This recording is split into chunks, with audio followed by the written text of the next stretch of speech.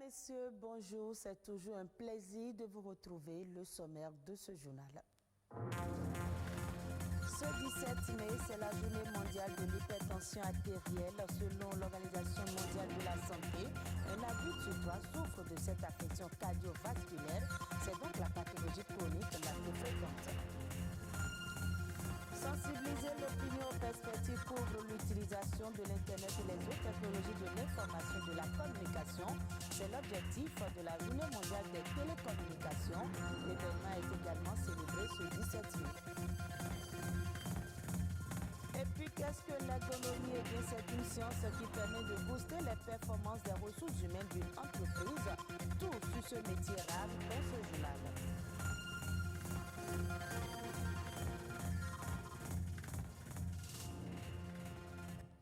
Tous les ans depuis 1969, la Journée mondiale des télécommunications et de la société de l'information est célébrée. Chaque 17 mai, elle a pour but de contribuer à sensibiliser l'opinion aux perspectives, couvre l'utilisation de l'Internet et des autres technologies de l'information et de la communication dans les domaines économiques et sociaux, ainsi qu'aux moyens permettant de réduire la fracture numérique.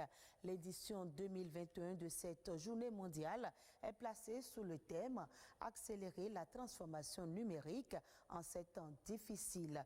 Quelles sont les avancées enregistrées par le Bénin dans le secteur des télécommunications? On fait le point dans cet élément signé Rodrigue Babagbeto. Par sa détermination à tirer profit des technologies de l'information et de la communication, le Bénin fait aujourd'hui partie des pays qui font du secteur des télécommunications le levier pour l'atteinte des objectifs de développement durable au bénéfice des populations, pour une croissance économique et pour l'inclusion sociale. La hausse du taux de pénétration Internet dans le pays entre 2016 et 2019 fait établir les conditions favorables de connectivité pour l'utilisation des solutions et des plateformes numériques mises en place par les agences du numérique et les ministères sectoriels.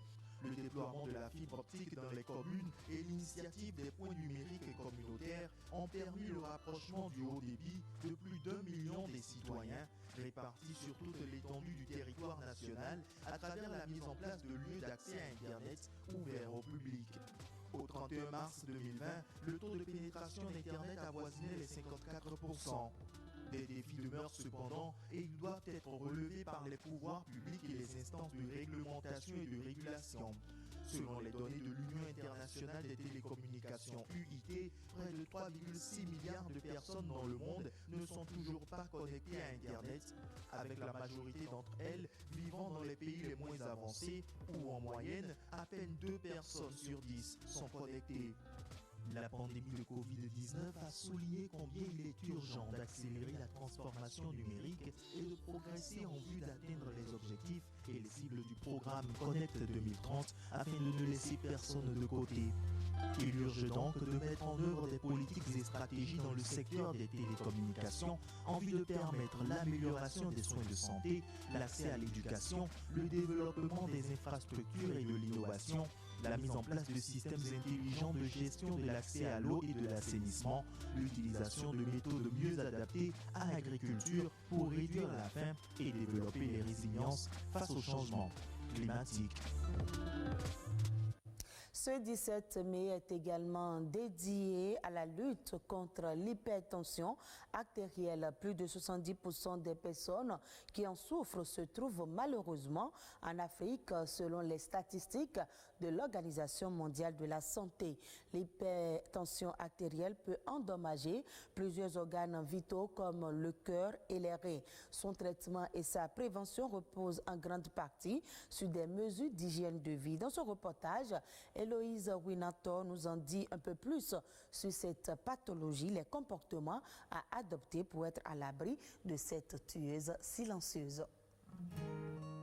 L'hypertension artérielle, maladie chronique la plus fréquente en Afrique, évolue à bas bruit et se déclenche de façon spontanée.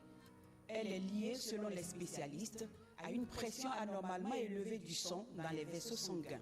Une personne est hypertendue quand la tension est supérieure à 14,9. On peut s'arrêter là, ou à 140 sur 90.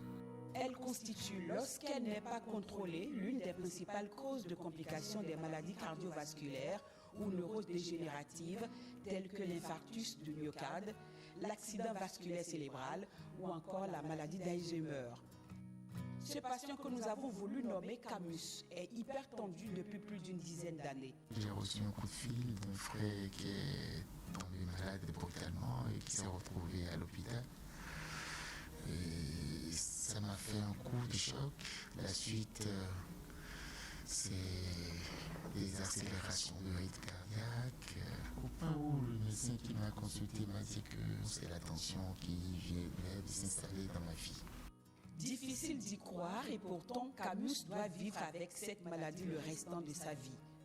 Contrairement à Camus, cet autre désigné Voltaire est prédisposé. Il a un profil familial à tendance hypertensive.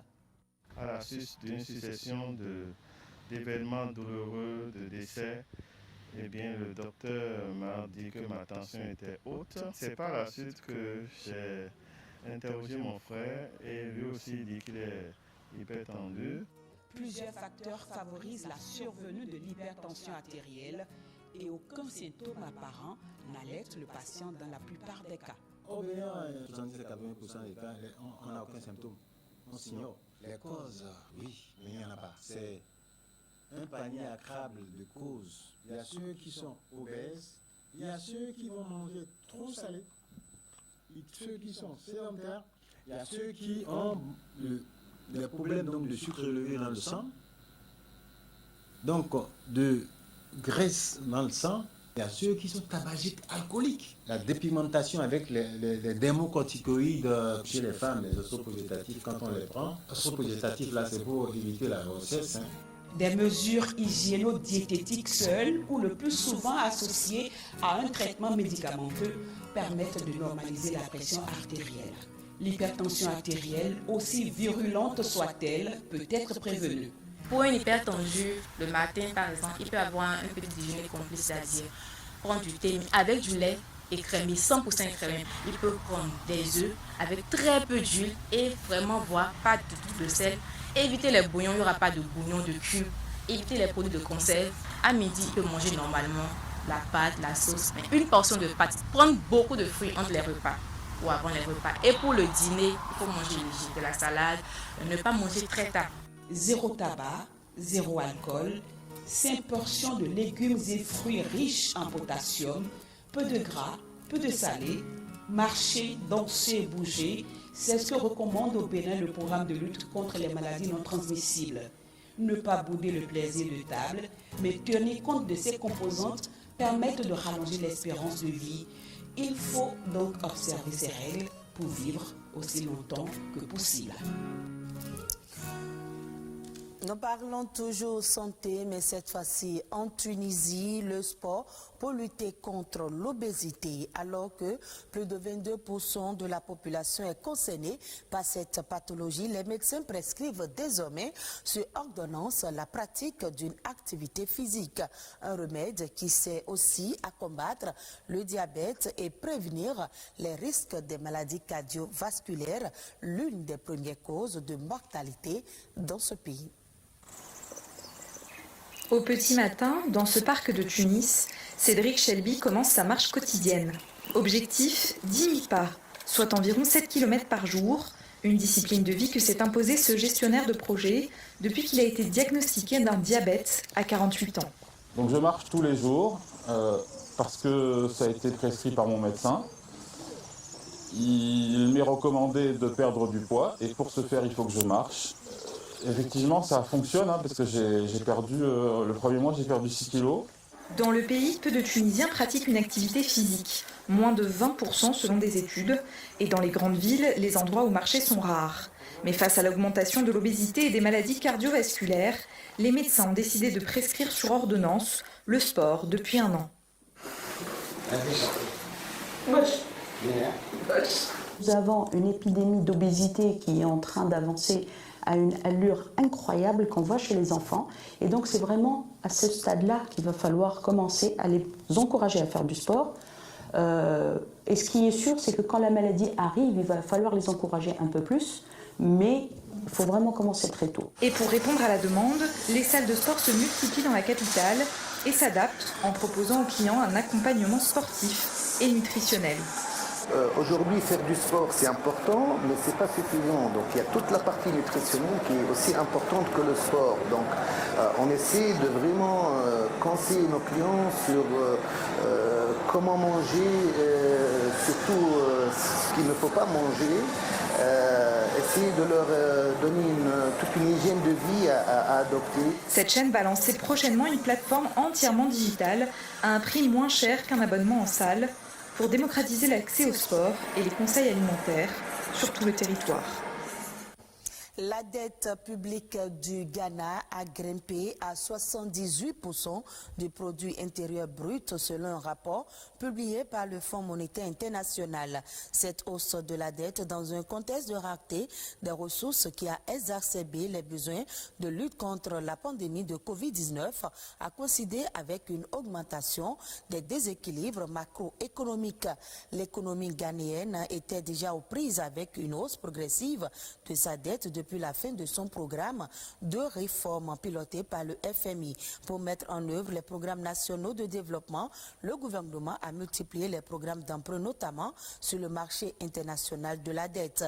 En 2019, cette part a dépassé les 30% et la tendance semble s'être poursuivie en 2020 avec les prêts étrangers obtenus pour lutter contre le Covid-19 qui a touché à ce jour 93 159 personnes pour 783 décès. Et nous revenons au Bénin pour parler de ce métier rare sous nos cieux, l'ergonomie. C'est une science qui permet de booster la performance des ressources humaines d'une entreprise. Solliciter donc l'expertise d'un ergonome permettrait d'accroître les gains de productivité, de motivation et de bon rendement des collaborateurs. L'ergonomie expliquée ici. L'ergonomie est une science qui est jeune et qu'il faut intégrer dès la conception des entreprises. C'est-à-dire que ce soit du bâtiment ou même de l'organisation du travail. C'est une démarche qu'il faut intégrer bien en amont pour pouvoir profiter de tout ce qu'elle va apporter en termes surtout de bien-être pour les travailleurs et de performance pour l'entreprise. Performance durable, je rappelle. Parce que vous voyez souvent, on a des entreprises qui, elles se créent. À un moment donné, elles connaissent un niveau de performance et après, elles chutent. Soit elles chutent ou alors elles disparaissent. La démarche ergonomique aujourd'hui, elle permet un développement économique durable pour l'entreprise surtout.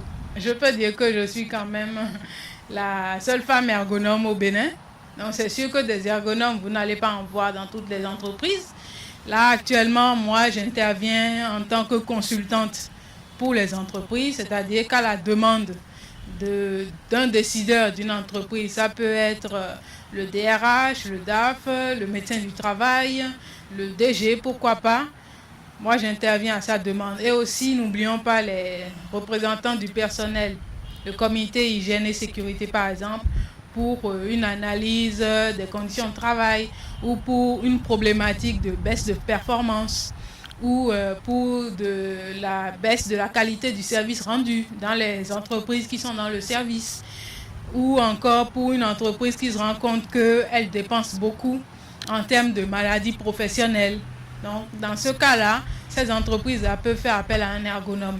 Il faut dire que toutes les entreprises peuvent solliciter les services d'un ergonome dans la mesure où partout où des hommes et des femmes travaillent, l'ergonome a sa place. Retrouvez ce journal sur le www.ortb.bj.